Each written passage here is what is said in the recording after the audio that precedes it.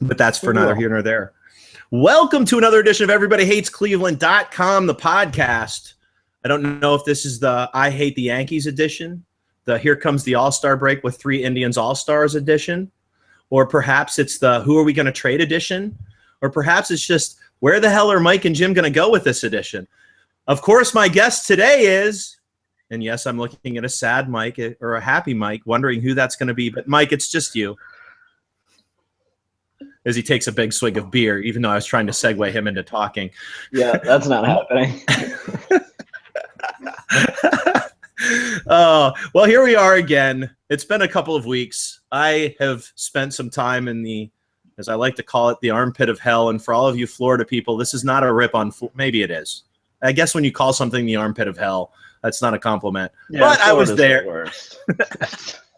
I mean, you go there expecting at least some nice weather, and you get, 95 with humidity of 115 degrees. So, it was there. I was there. I got to watch a lot of baseball on the inside in Florida, but we're back to podcast. And before we get started with said podcast, this is a shout out to Dan. Dan, a listener from overseas. He's serving in our military. Dan and all the rest of you who listen to the show outside of the United States, and we do actually have a few of you. Thanks for listening. We'll keep these podcasts as consistent as we possibly can. Totally humbled that you listen, and if you can take your mind off of whatever it is you're doing over there for a couple of minutes, so be it. Thankfully, we have good baseball teams to talk about, or I suspect the conversation would be a lot different. But Dan, thanks for listening, and I'll get an email out to you really soon. I just wanted you to hear your name, give you a little bit of a surprise for the next time you listen to the show. Michael, I don't know. We could go a bunch of different directions with this. Let's just get the good news out of the way. All-Star game will have a tasty treat of 3 Cleveland Indians, 2 starting pitchers. Of course, the only way that happened was via injury. But Danny Salazar makes his first appearance. Corey Kluber makes his first appearance, which is laughable, and he was only selected after injury. Props to Ned Yost. We'll get into the props, though, in a second. And, of course, the captain of the team, Francisco Lindor, makes his first All-Star game. All selections, none voted in. Mike, I think, we got 3 in. I guess my first question is should we have more? I mean, come on. Jose Ramirez, dude. Yeah, I mean, I think this team, one of the really interesting things is they have, 7 position players with 1 or more, which means I think, they've had a lot of guys who are having really solid seasons, but not spectacular.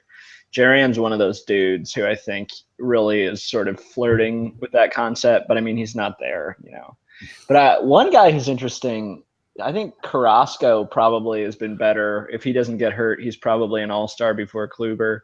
And Bauer has a really strong case to be an all-star.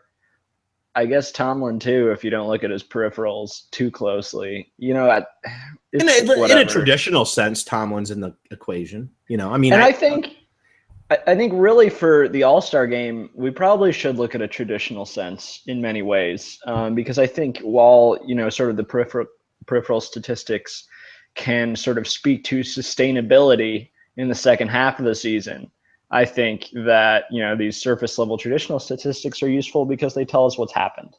And in terms of what happened, Tomlin probably deserved consideration. So I guess, I'm torn on this All-Star game to begin with, and I don't want to have a big All-Star game discussion because this game is, in the past, since Bud Selig, this game has taken on a life of its own. But, I guess my question to you, Mike, is, well, on the outside looking in, it's great to have Indians players in the All-Star game. My feelings on the All-Star game are pretty simple. Name them to the All-Star game and then figure out a way to get them hurt fakely so they don't have to play.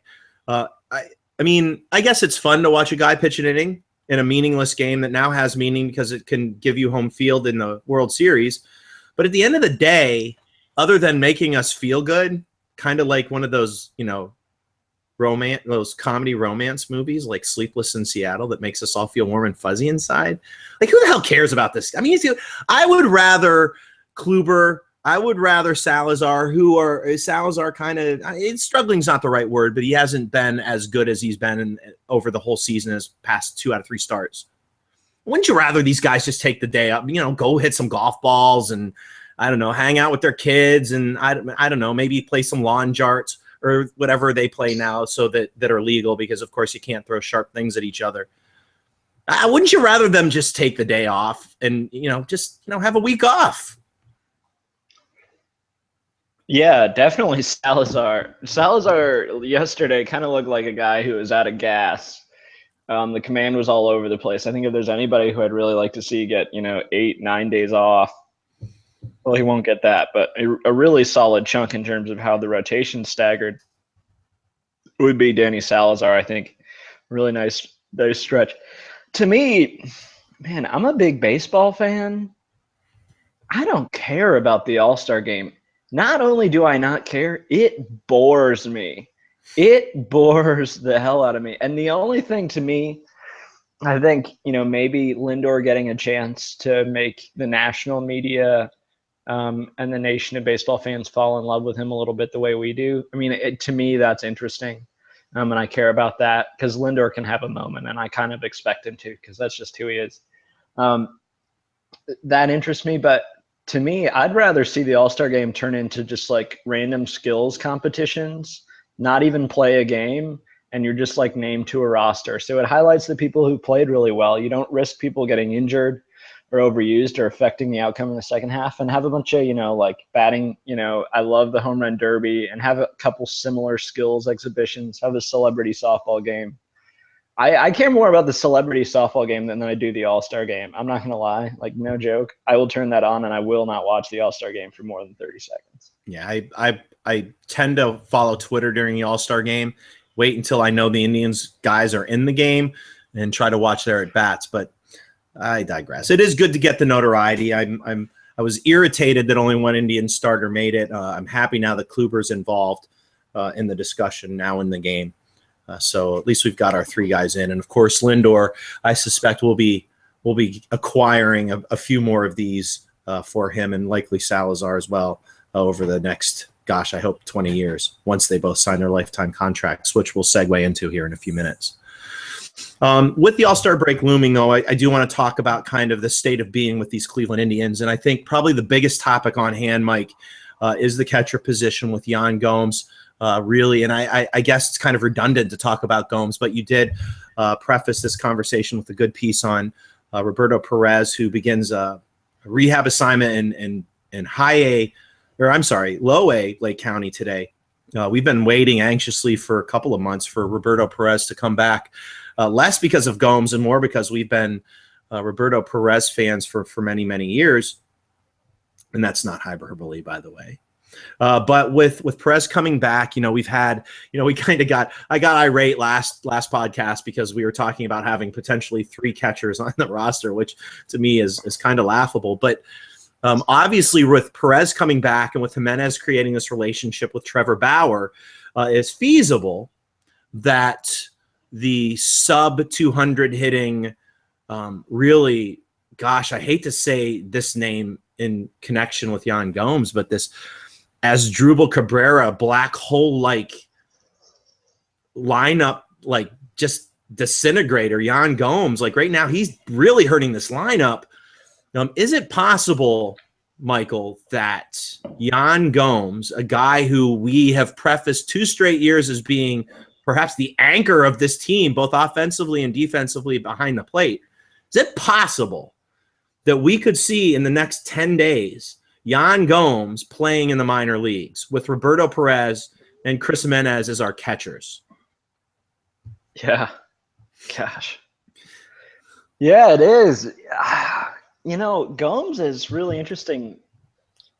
Physically, I don't know. You watch him behind the plate, and the athleticism is still there. Everything really seems like it's still there behind the plate. And you can sort of, you could say that he wasn't as good as 2013 and 2014. You can say that, but I think there's just no reason to believe that his physical tools have literally disappeared off the face of the earth. And I know he had an injury last year, but he's a really solid defender still. He's still visibly athletic behind the plate. He has a great arm. He's still very agile behind the plate. I And think this is I'm writing a piece on Gomes right now. I looked at his swing in 2014 compared to his swing in 2016. And I'm going to be square with you. There's not a whole lot different. He might be a little more closed off right now. His hips still get through the ball. He is that typical, he just looks lost offensively. And how do you fix? He just looks lost. Like here I was writing a piece I thought was going to be about, well, he got injured and he's still not right, but you've nailed it on the head. The peripheral stuff, defense. I mean, he hurt his leg, he hurt his knee. He shouldn't be great behind the plate, but he's still defensively still Yan Gomes. Offensively, he's not even. That's the sad part. He's not even as Drupal Cabrera. Yeah, I've never seen, he's someone who visibly entering at bats and leaving at bats looks defeated and he looks lost. I don't know how you fix that. I actually think the All-Star break could be a really great thing for Yan Gomes. I think getting 5 or 6 days off, like if I were the Indians, I'd pay to fly him to like the UK or somewhere just absurd and like turn off his phone and his ability to access electronics, give him time with his family, just like, put him away somewhere in Iceland, maybe, just so he can't think about baseball for a little while. Just get him out of here. We don't want to send him to his homeland in Brazil because apparently things are pretty bad. And his luck, he'll get Zika. Yeah, we don't want that. We don't want that happening. But I think someone, if he can just sort of shut down mentally and let his bat speed sort of, be the thing that is valuable to him. I just don't see how this can continue offensively. I think he could get sent down. I think Roberto Perez is going to be a huge upgrade over first half Gomes. I don't know if first half Gomes is going to be second half Gomes. I hope it isn't. But I don't know if you need like 5 sports psychologists to lock him in a white room with a clean, germ-free environment and figure it out. Like I don't know what it's going to take. Well, I think the fact that we're talking about this as a possibility is very interesting because, I think, when we talked about catchers at the beginning of the year, while we mentioned the possibility, and you and I have been talking about Jonathan LaCroix for a while, we talked about the potential of perhaps the Indians going out and getting LaCroix and allowing Gomes to maybe move around the diamond a little bit, maybe to protect him health-wise. Obviously, one of the options, option one, if you looked at Tito Francona's conversations today with the media, he talked about Perez being a couple weeks away. So this isn't an all-star break move, but he did mention the possibility of there being a tough decision coming. And this is when I think you and I can both agree, while we can be critical of Terry Francona, Francona generally goes into playoff mode with all of his teams right around now. And we've seen him make moves in early August. With the first guy I can think of is Vinny Pestano, who was one of the first guys that people were banging their head to get rid of. And in the beginning of August, he made a move to do so. This seems to be the time of year, Mike, when Francona does make those critical moves, bringing up a Jose Ramirez, the 20-year-old Jose Ramirez back in 2013 for the playoff roster, not just as a call-up in September. Could we see, is that kind of what we're heading to, where Francona's hands are going to be forced? That's one. Two, does Chris Jimenez, again, I'm a little annoyed at this connection with Trevor Bauer that everybody seems to make. Roberto Perez is a pretty good guy behind the plate. He can kind of call a good game. Yan Gomes can kind of call a good game. I'm thinking maybe they have a relationship with Trevor Bauer. And I think Trevor Bauer is a pretty smart guy. He could probably get past Chris Jimenez not being on the team. That being said, let's kind of make this a twofold question, Mike. Is part of Yan Gomes' problem that he doesn't have Roberto Perez pushing him? One. Two, is the fact that Roberto Perez behind the plate is a solid option, does it allow Yan Gomes the opportunity to go down perhaps to Columbus or Akron and get good reps in, knowing he has a spot when he comes back? Is it more of that comfortability factor for Gomes as opposed to a competition factor? Yeah, I don't think Perez is really going to sort of like make Gomes compete to be a better guy. I think Gomes is the sort of guy who, like, this is making him ill. Failing on its own with this team and these guys who he's played with for a couple of years seems to just make him so frustrated. Yeah, I think sending him to AAA knowing he's going to have a roster spot is a great idea. I think Perez is a guy who could actually take his job. Like not his sort of place. I mean, if Gomes is producing offensively, he's going to have a big league job and he's going to be a starter. And maybe it's a timeshare in Cleveland. But he's going to have a starting job. He's just that talented defensively. So if the bat's just competent, he's going to be playing. But Perez is someone who is really stable. He has characteristics that make him a really stable big league player. And he doesn't have the sort of like flashy variant upside that Gomes does because he doesn't have Gomes's power. But Perez is a really good pitch framer. He's a really good game caller. He's a really good defender. He's got a solid arm. And he gets on base really well. Even when he valleys, he knows how to see pitches. He walks a lot. He's got a little bit of pop in the bat, average to above league average. I mean, he has a tool set that just isn't as bound to this sort of BABIP-reliant collapse that Gomes has had. And I think that's really valuable. And that stability at catcher, I think, could be a huge deal in the second half. Well, and we have a couple of pieces actually on site already. Adam Burke wrote a piece way back at the end of April talking about Roberto Perez. And, of course, Mike had a piece up this week. And, again, the Indians looking to perhaps hold on to prospects, which is the right aspect, are probably looking at Perez as a trade deadline move as he'll be coming up sometime near July 20 as that deadline approaches. That being said, let's talk one more slight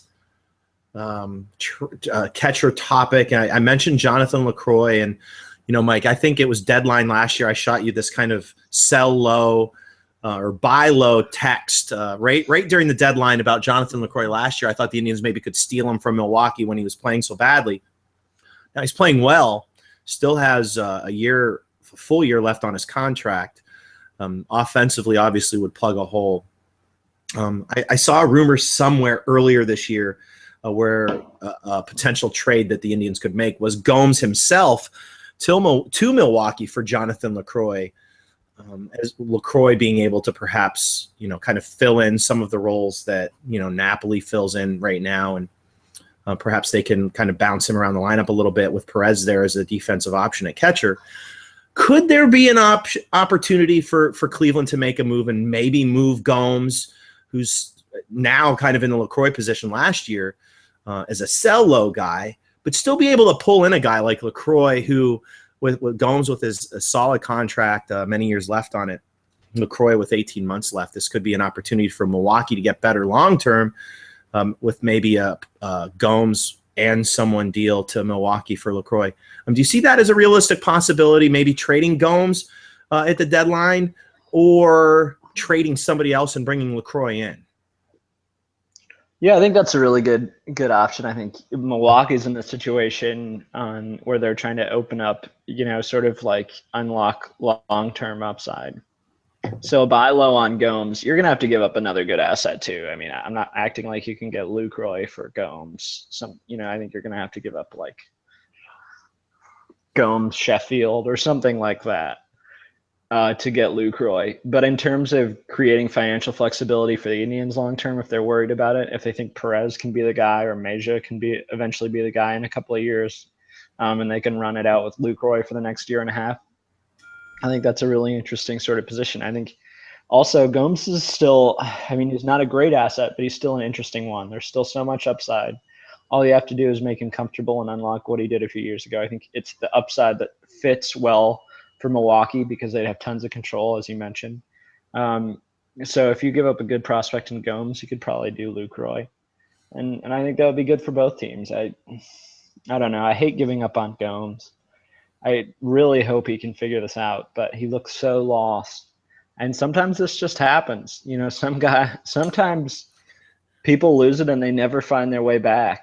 And if you have an opportunity to sort of avoid the financial risk of what it looks like if Gomes never finds his way back for a small market team like the Indians, that's something you really have to consider. Well, and the other, sometimes it's a change of location that gets a guy right. Now, the thing is I think we're too soon. I think there's a lot of little buffers here that make this deal not likely. One of them being we don't know what we get back with Perez. I mean, he's gonna, I think, catch 3 innings today. I mean, this is a guy who's been out for 2 months. So I think, you've got to figure out how healthy Perez is in the next 3 weeks before you can pull off a swing deal like this. Not to mention the fact that I've got to imagine LaCroix is going to have some hefty kind of, callers, kind of hoping they can bring him in. I could see several teams knocking on Milwaukee's door. The key for me for a deal, if you're going to deal Gomes and you're going to sell low on Gomes, the key with that for me is that they bring back in a guy like or a reliever in any sort of deal. That they if they're going to deal Gomes, you better bring back a reliever, which is a good segue to my next topic at hand, and that's this bullpen. Obviously, I think if you were to talk rankings as far as holes go with this club heading towards the break, and then ultimately heading towards playoff, baseball, our bullpen has been sketchy. We've talked about this in our last podcast. It hasn't looked any better, and I keep hearing, you as people who are on Twitter, Mike, you keep saying, hearing people saying we're jumping the gun. The bullpen's not as bad as it looks. Blah blah blah. And I've got eyes. I also know how to read statistics. Our bullpen sucks. I'm just gonna say it. They flirted with me, Mike. They brought up Clevenger. They brought up House. And then they sent Clevenger down right away. They brought up Adams. And I'm sorry, Austin Adams, 29 years old, can't stick it with the team. 100 miles an hour sucks when it's flat. There are some interesting reliever names down there. We can get into those names, but you got to figure if there's a all-star, or I'm sorry, if there's a trade deadline move here, it's got to be bullpen. Can you tell me, Mike, though, why isn't Francona, why isn't Antonetti, why isn't Chernoff committing to some of these young guys that have an appearance of being good relievers? I mean, Sean Armstrong's a name that you hear the most. And I've seen Sean Armstrong pitch in the minors, and it's always been control with him. I mean, obviously, as I watch some of my blogging friends out there preaching, bring up Armstrong, I think we can all agree that the Indians haven't brought him up for a long period of time for a reason. But what are your thoughts? I mean, we do have a couple of interesting names, I think, in the minor league system right now. What do you see the Indians doing? Are they going to wait for some of these other teams to fall into the selling candidate and then go after a guy before his name gets out there? Or are we going to see some of these starters, as I've been proclaiming, bring up the starters? Are we going to see some of those guys? Clevenger come up, perhaps? He looked good in a start yesterday, 7 strikeouts, no walks for all you concerned about his walk rate. That being said, could we see a mix? I mean, to me, if it's me, you got House up here, you keep him. You get Clevenger up here. Anderson's back pitching, short amount of innings to get the arm healthy. Screw throwing long innings for him. Get his arm healthy. Keep him in the pen all year. You bring those 3 guys up. You go out and you make a move. You either get a big-time lefty or you go out and you get a big-time lockdown, end-of-the-inning guy. There's your bullpen fixed. Get rid of some of this riffraff. Okay, there's my 2 cents. I'm not going to go off like I did last week. What do you think, Mike? Kind of felt like you did. I'm not going to scream. I might have already screamed. I don't know. That's just me. Live with it. All right, what do you think they should do? I mean, do they bring up a Heller? Do they bring up Armstrong? Do they bring up Clevenger? Or do they go and make several other moves? Well, I like Armstrong. He's interesting. He doesn't give up home runs very often. He strikes a lot of dudes out. The walk rate's a big deal, as you talked about. The command's always been an issue. But, command's been really bad for Jeff Manship, and he can't strike out 10 guys per 9. So, I don't care. I don't want to see Jeff Manship again. So happy to see him in high leverage situations. It's great. Life is good. Yeah, it's fantastic. It's a daydream. It's a nightmare, just like a daydream. No, I think they have to go make a deal. I think one of the Indians had a perfect opportunity entering the All-Star break to put the Yankees 6 or 7, 6 games under 500. And force them to be much more involved in the reliever market, which means Andrew Miller or Chapman would both sort of flood the reliever market. And when you have those guys on the market, then the other commodities become cheaper. And the Indians had a really good opportunity to sort of force this hand themselves. They had a great opportunity to force the Yankees into a position where it was clear that contention wasn't likely. And they didn't, and it stinks. I think it was a really golden opportunity because it would have helped them long term. I also am concerned because Brad Ziegler costs like two actually kind of substantive prospects. Like Brad Ziegler is a good major league reliever and everything, but Andrew Miller and Aroldis Chapman are 5 times the value that Brad Ziegler are. I mean, it's just not close. Well, let me just real quick. It's substantive, and they might be really good prizes down the road. The thing for me, Mike, is a prospect guy. A guy grew up, following minors my whole life. Again, we're talking single A guys, though. I mean, I get it. These guys are borderline top 10 guys in a system. But you know something, Mike? I get it. They're single A guys. These are guys that aren't going to be major league ready for 2 or 3 years. I mean, come on. They got Ziegler, a closer, a reputable closer for another team, for 2 single A guys. I mean, come on. He's Joe Smith. He's Joe freaking Smith. And the Indians aren't in on that? Come on. I mean, substantive. We've got 10 guys in our system better than them, than any of the guys they gave up. Arm-wise, too. I mean, come on. I mean, it's single A. They may never pitch in the bigs. Sorry, I yelled. So, I don't know. It's just, I don't want to give up. The problem is, for me, I kind of hate that we've gotten this far without trying anything alternative to what we have. And that's frustrating. So to me, if you make a deal that gives up, if you're looking at the guys who are 8 through 10 in the system, and you can talk about how to rank them, but like a guy in high A, like I don't know if I want to give up Francisco Mejia for like 4 months of a reliever. I really don't. And that's a guy who's like 8 through 10 in the Indian system. I don't know if I want to give up, Well, but the Red Sox didn't give up. I mean, correct me if I'm wrong. They gave up arms, correct? Yeah, but I mean, like maybe. So we look at an arm who's down there. So like Juan Hillman or Justice Sheffield. Like I don't know if I want to do that for like 3 months of a reliever. I mean, the Giants tried to get Danny Salazar out of us for Javi Lopez like 3 years ago.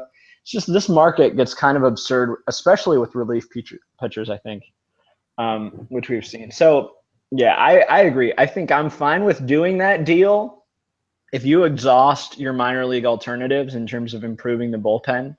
But the Indians are running out the same old scrap heap pretty consistently. And that just doesn't seem to work in my book. I don't want to see Jeff Manship ever again. He's not good. The peripherals are terrible. He's not a good major league pitcher. And last year was really fun.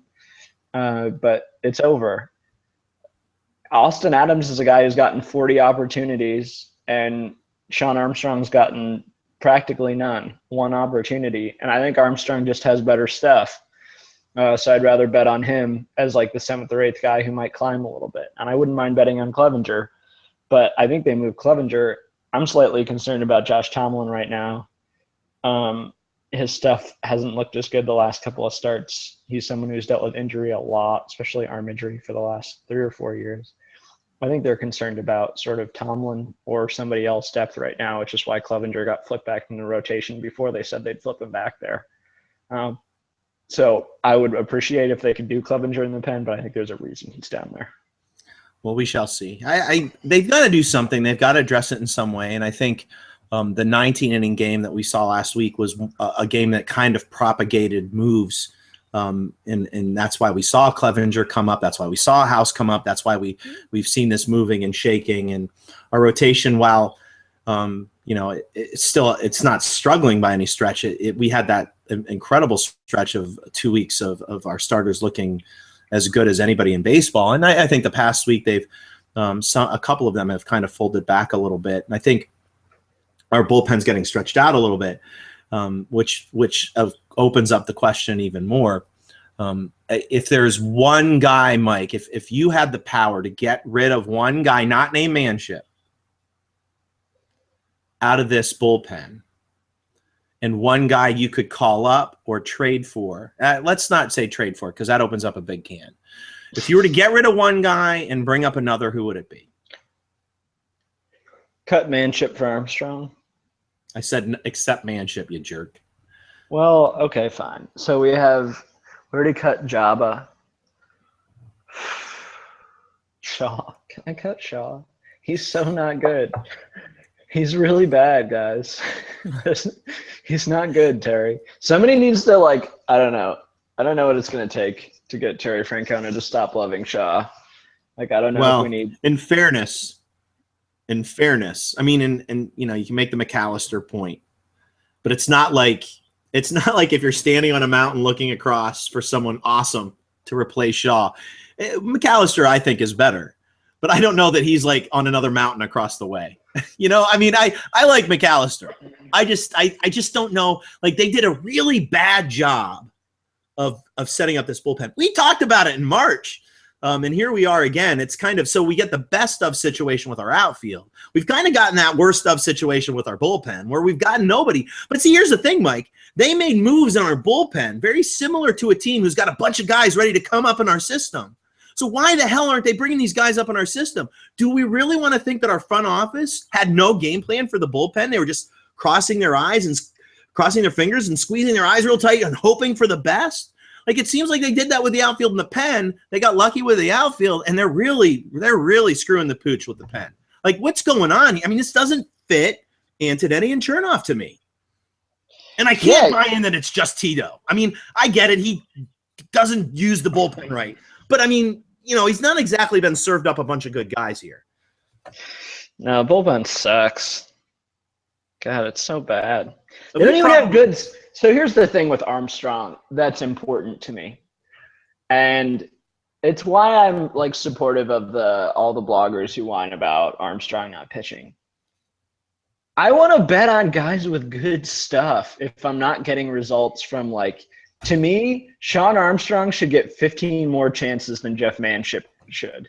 Because Jeff Manship doesn't have good stuff. That's true to me of Brian Shaw at this point. I don't think he has great stuff. I don't think he should get a lot of chances. You know, I think even Adams, outside of the fastball, he has nothing to throw. So to me, like, the guys who have swing and miss stuff, filthy stuff, they should get more chances. I'd like to see them get chances. I'd like to see Ben Heller get a chance, and I think he's going to real soon. We have Jeff Johnson. We have the guy. We have Josh Martin. You know, Josh Martin's a guy who was rostered by the Padres and taken in the 40-man draft because they thought he was major league ready, and he got sent back. But I mean, you know, we have a collection of guys who who look like major league arms and have the stuff of major league arms, and I still have to watch Jeff Manship, and I'm pretty sick of that. So yeah. Well, and this goes back, you know, Jeff Nomina we talked to a lot, and, you know, he always makes up the point, like, I think one of the Indians' organizational failings over the past 3 or 4 years has been utilizing guys in roles that they'll be playing in the big leagues. And, you know, this kind of fits in that category for me, Mike, and you kind of hit the nail on the head with, you know, don't we want to bring these guys up now and try to figure out if they can fill these roles in, as opposed to waiting until, I don't know, August, when we're actually – not saying we're not playing meaningful games now, but I think the one outlier in all this, when you kind of move away from the metrics of it, or you move away from even the statistics, the regular statistics of it, the pressure of playing in playoff baseball for young guys, for guys who have never been in the bullpen, like a Clevenger, like a House who's in the pen for the first time, you know, don't we want to get these guys familiar with the role they might be pitching in, I don't know, September, hopefully October? Like, when is this, like, you know, why is it that guys like, you know, Lonnie Chisenhall excelling in right field, why is it that these guys never really had a chance to play that position until, I don't know, they get to the big league level? And you talk, like Francona was talking today about, well, you can't really get big league at bats at the catcher position and try to figure things out. How's that different from any other position? Like, I don't understand why catcher is the one position that you can't do that in, but I don't know. Throw Jose Ramirez out and left and hope for the best. I don't know, Mike. This is the one failing, and this is not just a Francona thing to me. This is an organizational failing. What is the deal? Like, why aren't they pulling these guys up? And then you have a guy like Cody Allen. I don't even think they wanted him to see the minors. So what's the difference? What's the dichotomy here? It makes no sense to me. Cody Allens are rare. No. Well, yeah, he is, but it's not like we're with Armstrong. It's not like we're talking about one season. This is season 3. I mean, I get it. He was injured. He had some injury issues. I get it. He was struggling with control, But, you know, I mean, I'm not an Armstrong guy. That doesn't mean I don't want to see him up here as opposed to some of this other riffraff. What's the deal? It makes no sense. Is there an answer to this, or is this just a failing in the organization? Yeah, I think we don't have our best 25-man roster out on the field. And there's no sort of financial reason for any of these players that we're not seeing at the big league level. None of them would be losing years of control or be cost escalators at this point in terms of arbitration. No one we're talking about, and we don't have the best 25 players on the roster. I think that's pretty clear. So I agree. It's a mess. It's an organizational failure, and it starts more probably with Chernoff and Antonetti than it does with Francona, though Francona has a role to play. You know, I think, to me, there are a lot of roles that just we seem to – our bench sucks. It's really bad. It's a terrible, terrible bench. And Almonte's made it a little better, I think, than Michael Martinez. But there are some guys, you know, I don't really know what we're waiting on with Yandy Diaz at this point. And you can have a lot of different varying takes about where he should be playing and what he's going to do long term. But I think it's pretty clear to me that he's a really useful bat that would be pretty good on the bench right now and has a little bit of versatility. And I'd love to see now, before we get Brantley back, and Ramirez is locked into a role where he has to be super versatile. I mean, this is a time where having a couple Swiss Army knives is really useful, because you don't have people locked in left and at third. You know, bouncing Ramirez and Yandy between third and left and short and second. Diaz obviously not at short, but I mean, I think this is a time where it'd be really useful to have someone with a lot of versatility, a good eye at the plate, and somebody who makes tons of contact. Like, it's a really useful thing at the bottom of the order, and we're not seeing that. And I think I'd rather see Diaz now than in 3 weeks if Brantley comes back, because it's not going to be that useful. There are going to be no plate appearances for him because Ramirez is going to be playing that super util role. But we get to see Diaz kind of shred through AAA pitching, which is just like not worth my time. It's not. Well, I mean, you know, I think we'll see. I do think Diaz is a guy that they're actually, you know, we talk about this organizational failing and putting guys in positions where they're going to play in the bigs. He's the one guy, it seems like, you know, they're moving him to the outfield. They've played him at second base. It feels like they've got him lined up to take over the utility role from Jose Ramirez if Ramirez, say, ends up at third base. Or maybe at the time they thought maybe left field was going to be his full-time position when Brantley was going to be, when it looked like Brantley might not make it back. We'll get to Brantley in a second. You know, you talk about a guy like Yandy Diaz.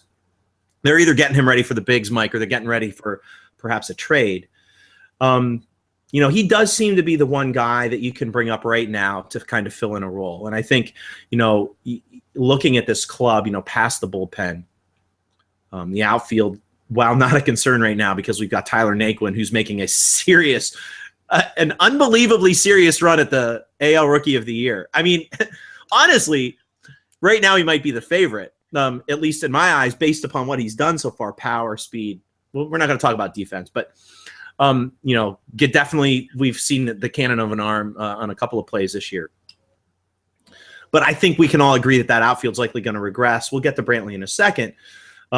I mean, can Yandy Diaz, you know, is it a trust factor with a guy like Yandy, with Tito Frank? And here's where the scale comes off of Chernoff and Antonetti and goes back onto Tito Francona. And my good buddy Hiram always mentions this, and you know, he kind of hammers on Tito a lot. But in fairness to Hiram, you know, it does seem like Francona has this trust issue, not necessarily with young guys, and you know, I can argue that point with this career, especially in Boston, moving into Cleveland with certain guys like Jose Ramirez. But how do you become a Tito guy? I mean, you know, if obviously Yandy Diaz isn't, or he'd be up already.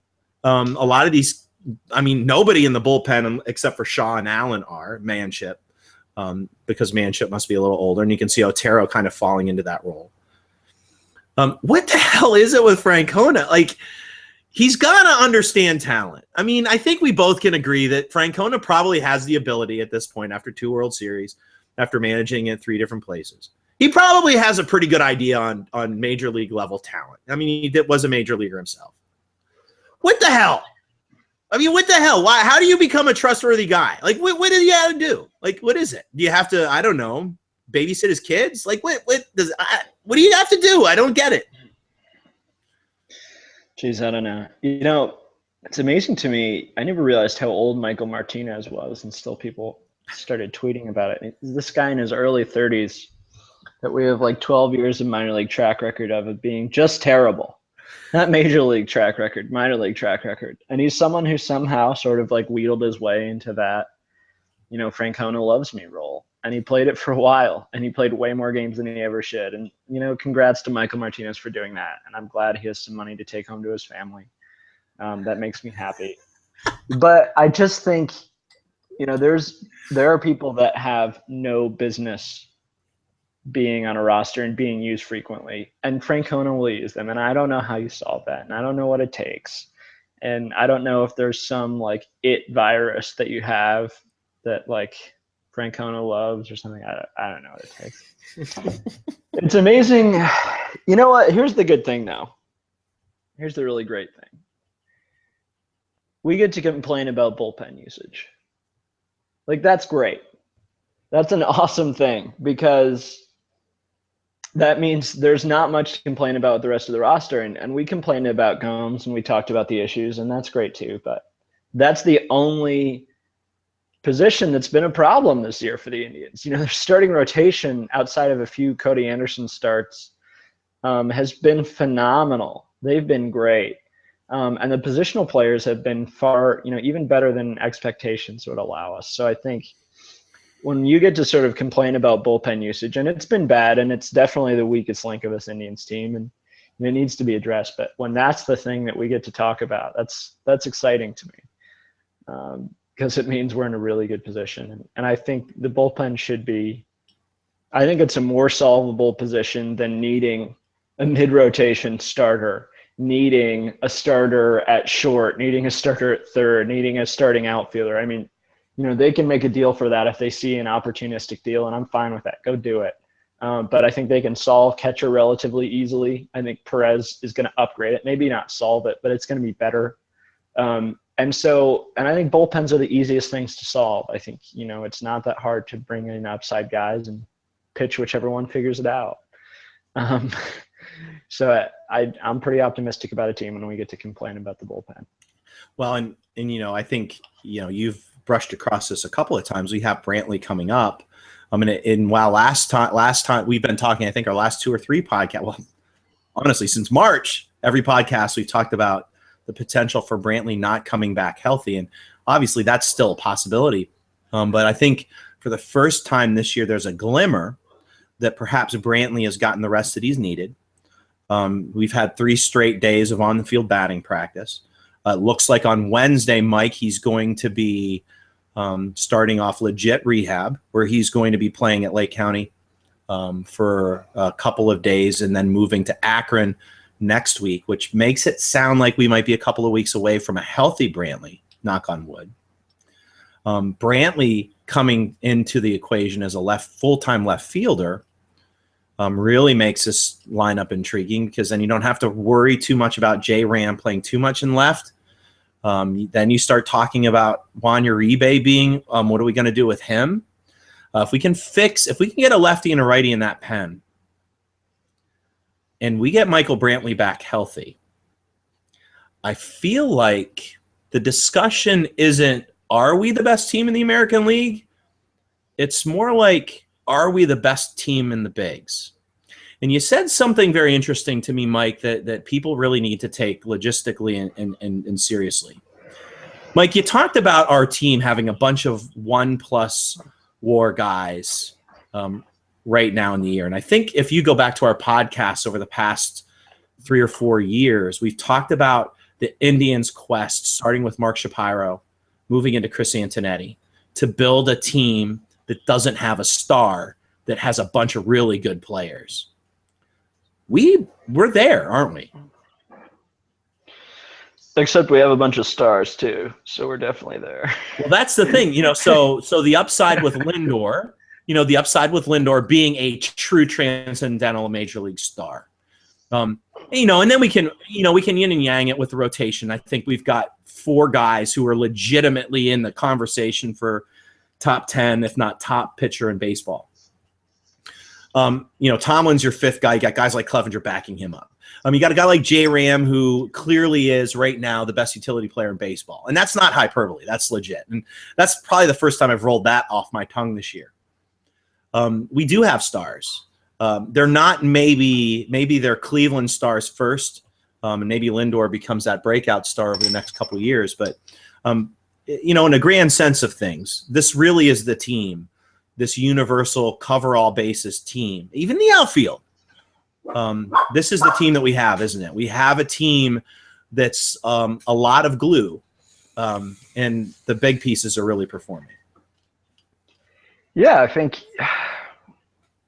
no matter, Chisenhall's offense is going to regress, but he's just like a really solid right fielder. And Naquin, his offense is going to regress too, but he's just a solid outfielder. Ramirez, solid starter. Kipnis, slightly above average starter. Napoli is just a solid starter. Oh, Carlos Santana is having a redonk year that nobody knows about, which is fine. 20 homers and a 350 OBP at the All-Star break is normal, right? Like that's nothing to get excited about. But, it's just you have a lineup that's really deep in terms of a lot of strong at-bats. And, except for when we have, except for the catcher position, but they can bat ninth every day, and that's fine. So, there's just so much depth to this team, and it's why they were a good bet to win the Central starting the year. I mean, you look at Chicago, who is thin, and they lose a body here, and they're done. You look at Detroit, who's also pretty thin, and Kansas City somehow has kept its head above water for no possible reason. I don't understand Kansas City at all. It makes no sense, and I despise them. But, the depth has been huge for the Indians, and we'll see how Perez does if he ever gets healthy, but he could be another piece of that depth, just stabilizing and anchoring a really good team. Kind of wrapping things up here, Mike, I do want to get into the contract discussion. Our good friend Adam Burke talks about lifetime contract for Francisco Lindor, and we've been kind of opining about a potential long-term deal for Danny Salazar in the same vein of Carlos Carrasco, Corey Kluber, and gosh, that's the first time I mentioned Kluber. And, who am I forgetting? Oh, I'm not forgetting anybody. Do you see the Indians, they've historically had some moments at the All-Star break where they've signed guys. Travis Hafner comes to mind. Could you see the Indians maybe pulling off a coup and trying to get I've not heard anything about it. This is kind of, so let me preface it with this. Could we see a signing at the All-Star break long-term, or are we likely to see them wait until this off season, maybe to see what Salazar full season does? And when I say if Salazar full season, this is really the first spring training that he's gotten utilized to the fullest extent.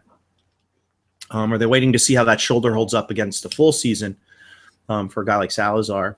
But man, it seems like, these two guys in the All-Star game, you don't want to ever jump the gun making deals, and the Indians don't.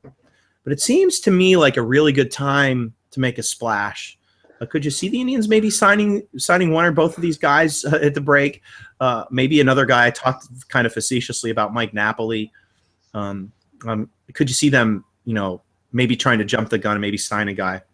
Better question, though, is are we likely to see this next off season, with everybody pretty much wrapped up and signed, the Indians to go forward and try to sign long-term Carrasco to one of those, club option deals that keep him into his free agent years? Are we likely to see perhaps a 10-year, $200 million deal for a guy like Francisco Lindor, or even better yet, a lifetime deal where he's given like 49% of the stock of the team and perhaps future mayorship of the city? I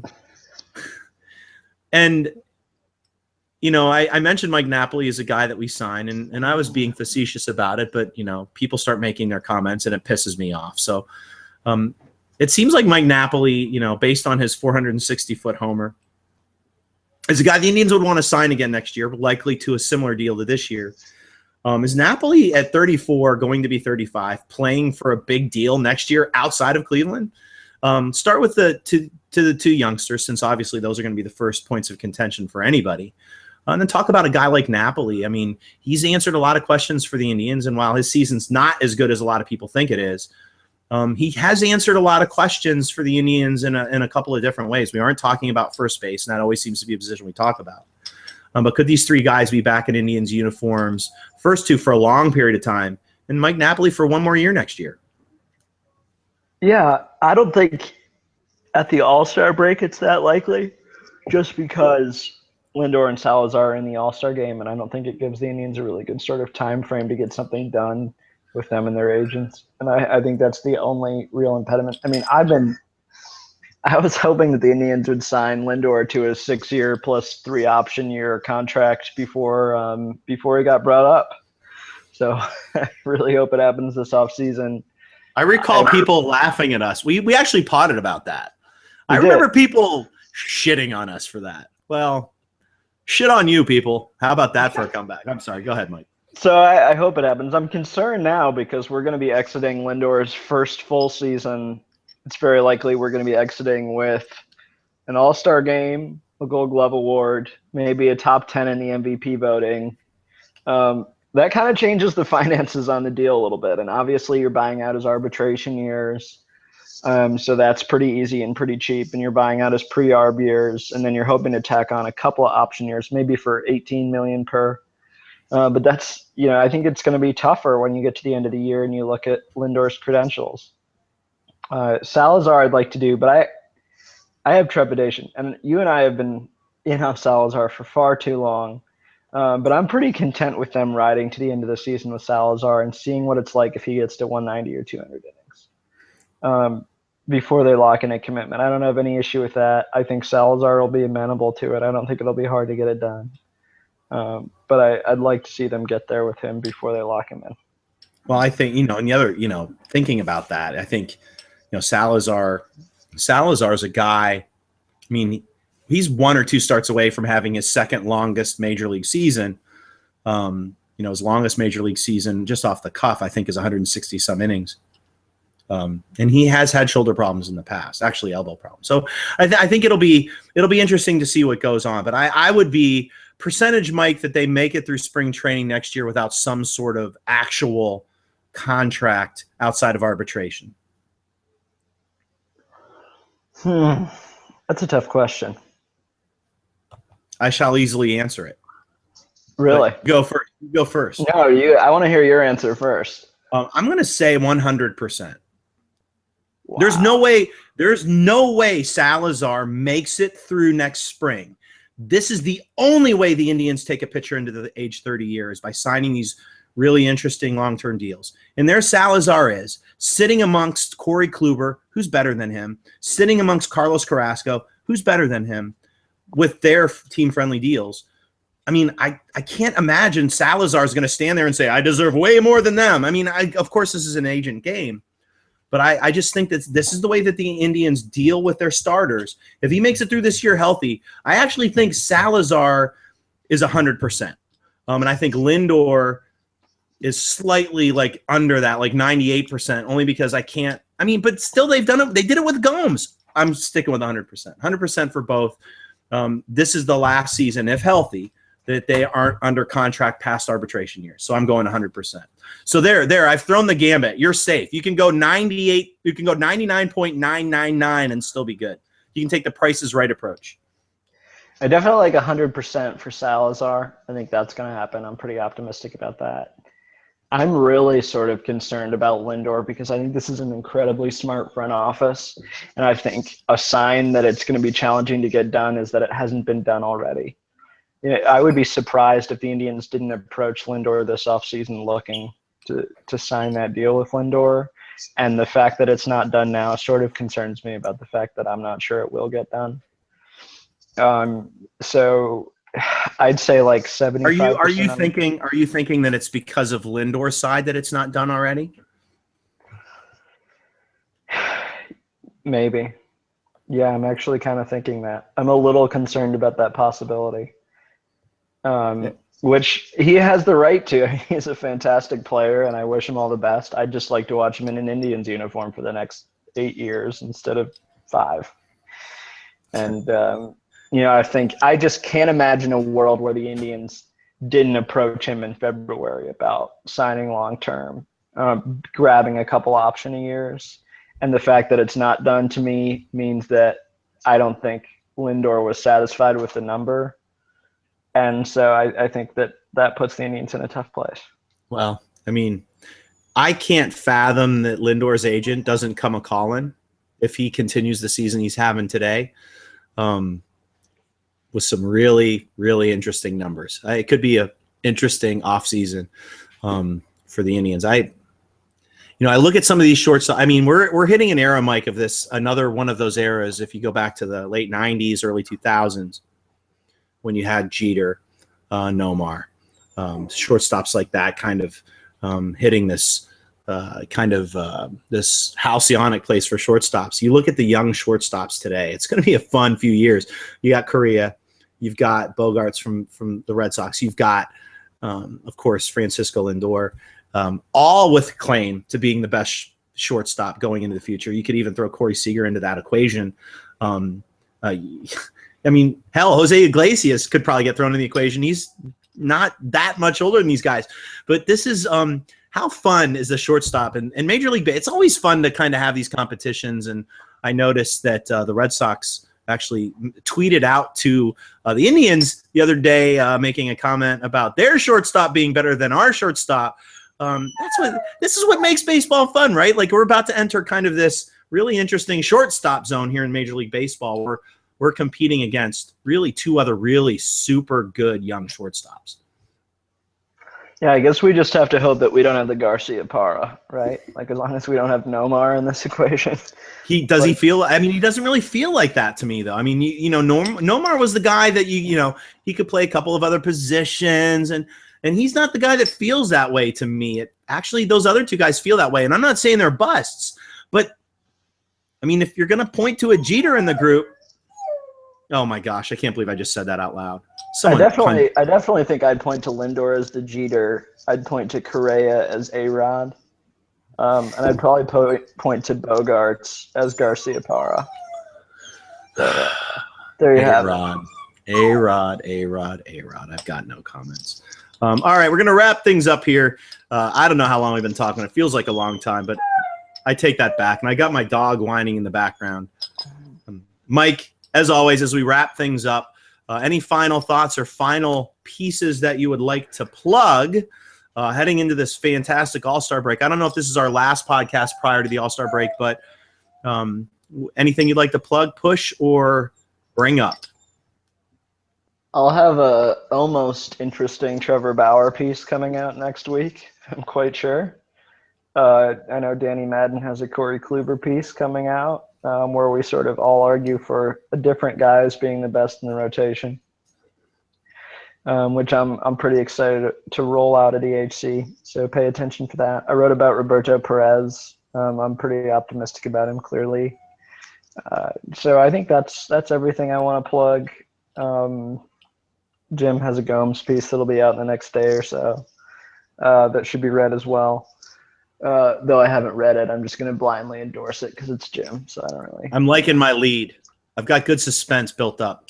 I don't know where it's going to go from there, Mike, though. I'm sitting at 800 words right now. Looks like another opus. Definitely read that piece. Make sure you listen to this podcast. And as Mike mentioned, he's got a piece coming out on Bauer. We've got Danny Madden talking about Corey Kluber. You've got me talking about one of the final three starters. You got Adam Burke talking about one of the final three starters. And yes, Jeff Nomina talking about one of the three starters, where all of us are going to make a case of why their pitcher is the best pitcher on the Indian staff. Now, obviously, one of those five guys doesn't have the elite stuff. I will say this, though. One of those three writers actually picked Tomlin. Take that for what it's worth. I can't wait to see his sell job on why Tomlin is the best. Of course, this was 2 weeks ago. His two starts since are going to make this a really challenging piece for whoever is the person who's writing that said piece. All right, we're going to wrap things up there. Please make sure you check us out on iTunes. Give us rankings. Give us clicks. Listen, subscribe. Do all of that. It would be really cool if our little podcast filmed yes, filmed with our fantastic cameras and our fantastic microphones, would show up on all of the different iTunes feeds as being one of the better Cleveland podcasts. So if you listen, head over to iTunes. You don't have to subscribe if you don't want to, although we'd love it. Just make sure you click it, give us a 5-star rating, and leave us a comment saying how much you like it, like our podcasts. We've been getting a lot of emails over the past couple of weeks. Please feel free to shoot us some emails and convince us to keep podcasting. Mike and I are actually somewhat busy, so we do try to narrow out some time every week to podcast with you and talk a little sports. Listen, all we're trying to do is talk baseball. This is Mike and I having an opportunity to sit down and talk sports. Mike in Cleveland now, me living just outside of Cleveland. This gives us our time, our bar time per se, to talk sports and share a little bit with you. So please make sure you listen to the podcast and leave us some comments and convince us to do more of these. That being said, I think this is our 58th edition, Mike. We're big time now, man. Mike, do you realize that you and I have we're probably closing in on, I'd say 150, if not more. Like we potting for IBI with CSI and EHC. Holy crap. It's a lot. That's a lot to take There's in. probably like 200 hours of you and I talking Indians baseball somewhere in the abyss. That's really unfortunate. It's really unfortunate. We're the, much like as Drupal Cabrera was the black hole of offense, you have entered the black hole of podcasts right here, ladies and gentlemen. So after I plug you clicking 5 stars, I've just called us the black hole of podcasts. It just got to end there. Here's to you, Joe Tate. Here's to you, Cleveland Cavaliers. Can't wait to celebrate another parade that I'll actually attend in November. I'm calling it now, Mike. No, I'm not. There will be a parade in November. I just don't know where it'll be. Hopefully Cleveland. Go Tribe. Is that Veterans Day? Are you talking about the Veterans Day parade? I don't know. Hey, we made it through without talking I'm not even going to mention the word. All right, we're closing up shop. We'll see you for 59 coming up real soon.